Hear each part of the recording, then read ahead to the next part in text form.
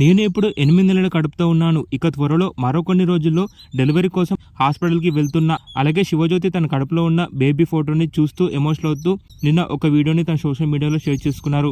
మరో కొన్ని రోజుల్లో నా బేబీ బయటికి వస్తుంది అంటూ ఎమోషనల్ అయ్యారు శివజ్యోతి. అయితే కడుపులో ఉన్నది అమ్మాయే. ఇక త్వరలో మా ఇంట్లోకి అమ్మాయి రాబోతుంది అంటూ శివజ్యోతి జెండర్ రివీల్ కూడా చేశారు. పెళ్ళై 10 సంవత్సరాలుగా నేను నా భర్త ప్రెగ్నెన్సీ కోసం చాలా బాధపడుతూ వచ్చాం. ముఖ్యంగా బయట వాళ్ళ మాటల వల్ల ఇంకా బాధపడ్డాం. మీకు ఎందుకు పిల్లలు పుట్టట్లేదు శివజ్యోతి అంటూ ఆ మాటల వల్ల ఇన్ని రోజులుగా ఆ బాధ ఏంటో మా ఇద్దరికే తెలుసు. కాబట్టి ఒక్కటి చెప్తున్నా, ఒక అమ్మాయికి పెళ్లికి ముందు పెళ్ళెందుకు చేసుకోవట్లేదని చాలా ఇబ్బంది పెడతారు. పెళ్లి తర్వాత మళ్ళీ ప్రెగ్నెన్సీ విషయంలో చాలా బాధ పెడతారు. పిల్లలు ఎప్పుడు పుట్టాలని నిర్ణయించేది ఇంట్లో వాళ్ళో బయట వాళ్ళో కాదు, పెళ్లి చేసుకున్న భార్య భర్తలు మాత్రమే. చాలా మంది వారిద్దరి ప్రైవసీ విషయాన్ని అందరిలో అడిగితే ఆ బాధ ఎలా ఉంటుందో నేను పెళ్లి చేసుకున్నాకే నాకు అర్థమైంది అంటూ శివజ్యోతి ఎమోషనల్ అవుతూ ఒక వీడియోని తన సోషల్ మీడియాలో షేర్ చేసుకున్నారు.